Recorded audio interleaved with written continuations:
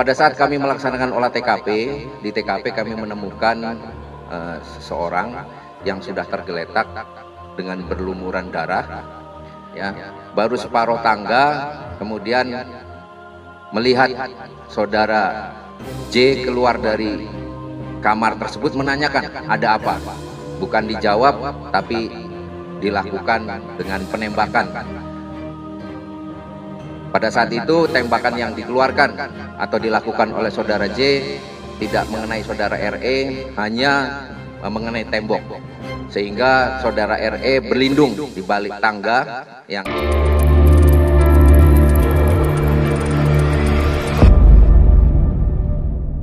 wabarakatuh. Rekan-rekan sekalian, pada siang hari ini kami dari Polres Metro Jakarta Selatan akan menyampaikan rilis terkait dengan peristiwa di Duren 3, tepatnya di rumah petinggi Polri, salah satu petinggi Polri. Jadi kejadian pada hari Jumat sekira pukul 17.00. Jadi pada saat itu kami Polres Metro Jakarta Selatan mendapat laporan dari masyarakat. Masyarakat yang melapor adalah kebetulan pejabat Polri, yaitu Bapak Kadif Propam, tentang adanya kejadian di rumah beliau. Atas laporan tersebut kemudian kami Kasat Reskrim memimpin tim untuk melakukan pengecekan TKP dan melakukan olah TKP.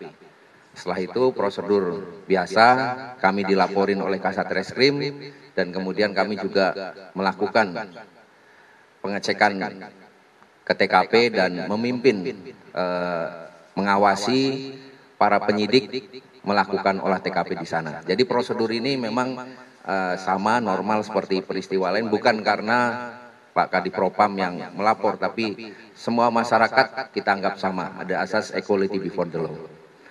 Pada saat kami melaksanakan olah TKP, di TKP kami menemukan seseorang yang sudah tergeletak dengan berlumuran darah, berada di dekat tangga naik ke atas, tepatnya arah masuk ke kamar mandi yang ada di bawah tangga.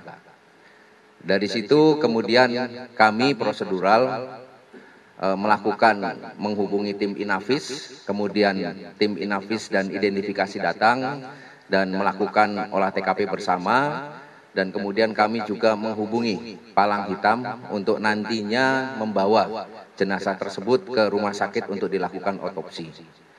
Dari hasil proses olah TKP yang kami lakukan, kami di sana menemukan beberapa barang bukti, baik itu senjata maupun selongsong serta proyektil peluru.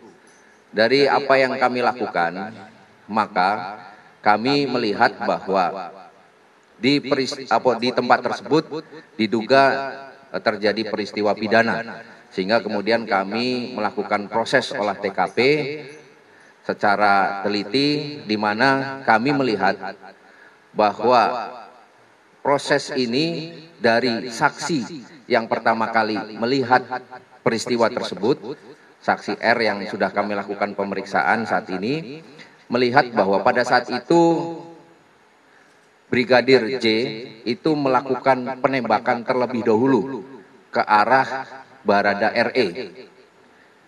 Dari situlah kemudian kami melakukan pendalaman dan didapat suatu hasil pemeriksaan yang kami lakukan bahwa pada saat itu Brigadir J itu masuk ke kamar pribadi yang saat itu ada Ibu Kadif Propam.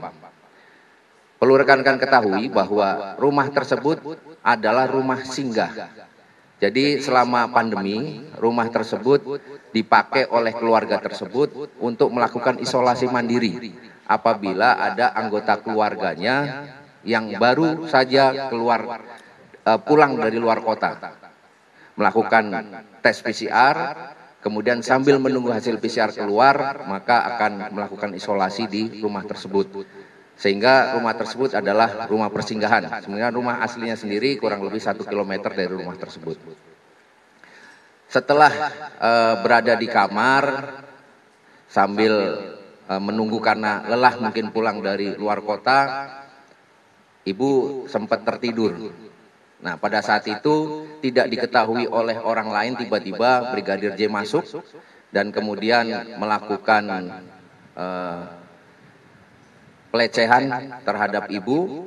Ibu sempat teriak dan kemudian sempat minta tolong ya kepada personel lain yang memang berada di rumah tersebut. Jadi ibu teriak minta tolong kepada saudara RE dan saudara R. Berapa kali minta tolong dan teriakan ini rupanya membuat saudara J mungkin panik, sehingga pada saat itu juga mendengar ada suara langkah yang turun dari kebetulan saudara RE berada di lantai 2 rumah tersebut bersama dengan saksi K. Dari situ kemudian saudara RE karena berada tangganya itu letter L, ya, baru separuh tangga, kemudian melihat saudara J keluar dari kamar tersebut menanyakan ada apa. Bukan dijawab, tapi dilakukan dengan penembakan. Pada saat itu tembakan yang dikeluarkan atau dilakukan oleh saudara J tidak mengenai saudara RE, hanya mengenai tembok. Sehingga saudara RE berlindung di balik tangga yang arah naiknya. Kemudian karena saudara RE juga dibekali dengan senjata, dia kemudian mengeluarkan senjata yang ada di pinggangnya. Nah, ini kemudian terjadi penembakan, di mana beberapa kali kalau kita lihat dari TKP kami menemukan adanya bekas tembakan di tembok yang ada di tangga itu sebanyak 7 bekas atau titik tembakan. Kemudian kami juga menemukan berdasarkan hasil otopsi, ini ada hasil otopsi tapi masih sementara. Ya, jadi karena masih sementara tidak akan kami bacakan semua, namun kami sudah mendapatkan dari Rumah Sakit Polri Kramat Jati, di mana dari hasil otopsi tersebut disampaikan bahwa ada 7 luka tembak masuk dan 6 luka tembak keluar, dan 1 proyektil bersarang di dada. Perlu kami jelaskan bahwa saudara RE itu menggunakan senjata Glock 17 dengan magazen maksimum 17 butir peluru. Dan kami menemukan di TKP bahwa barang bukti yang kami temukan tersisa di dalam magazen tersebut 12 peluru. Artinya ada 5 peluru yang dimuntahkan atau ditembakkan. Sedangkan saudara J itu kami menemukan atau mendapatkan fakta bahwa yang bersangkutan menggunakan senjata jenis HS, 16 peluru di magazennya, dan kami menemukan tersisa 9 peluru yang ada di magazen. Artinya ada 7 peluru yang ditembakkan. Dan ini sesuai dengan apa yang kami temukan di TKP, bahwa di dinding kami menemukan ada 7 titik bekas tembakan yang ada di dinding tembok tersebut. Dari 5 tembakan yang disampaikan atau dikeluarkan oleh Barada RE, tadi disampaikan bahwa ada 7 luka tembak masuk. Ini perlu kami jelaskan bahwa ada beberapa luka tembak yang 1 peluru ada 2 luka tembak. yakni yang pertama pada kelingking ya, atau jari manis di sini itu sempat karena posisi saudara RE menggenggam senjatanya dengan 2 tangan, kemudian peluru yang ditembakkan oleh saudara RE itu saudara J menembakkan dengan menggunakan 2 tangan.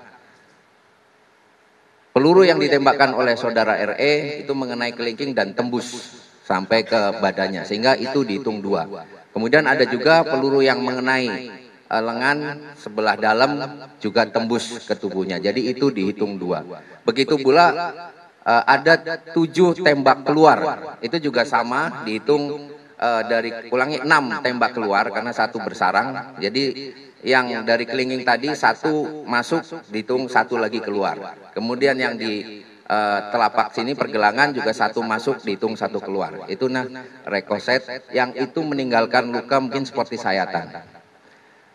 Dari apa yang kita lakukan, kemudian kami saat ini sedang melakukan pemeriksaan uji balistik terhadap barang bukti yang kami temukan. Ya, ini tadi 2 senjata, yaitu senjata Glock dan senjata HS, serta kami juga mengirimkan proyektil maupun selongsong peluru ke Puslapor Polri dan nanti kami akan menunggu hasilnya.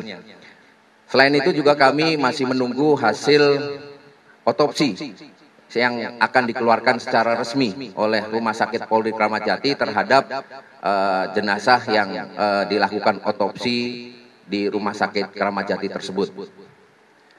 Kemudian kami juga saat ini sudah mengirimkan tim psikologi untuk memberikan semacam terapi psikologi kepada orang-orang yang saat itu ada di TKP.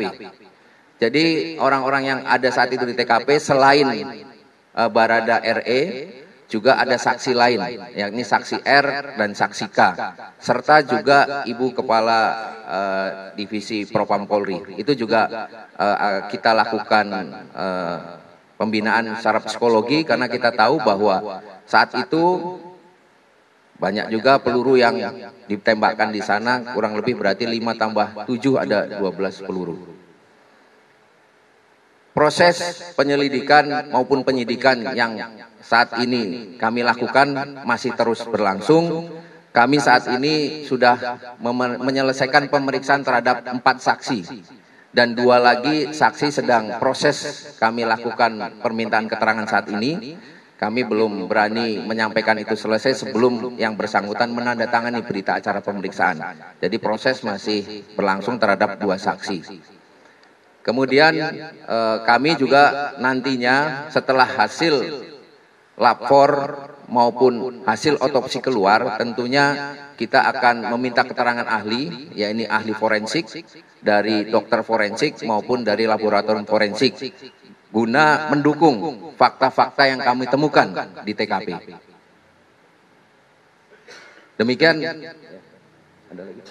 Demikian mungkin yang bisa kami sampaikan informasi ini, dan perlu kami sampaikan lagi bahwa Brigadir J pada saat masuk tadi ke ruang ibu, pada saat sesaat setelah melakukan pelecehan dia juga sempat menodongkan senjata ke kepala Ibu Kadif, ya.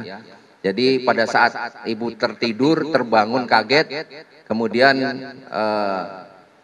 menegur saudara J malah membalas, "Diam kamu," sambil mengeluarkan senjata yang ada di pinggang dan menodongkan Ibu Kadif.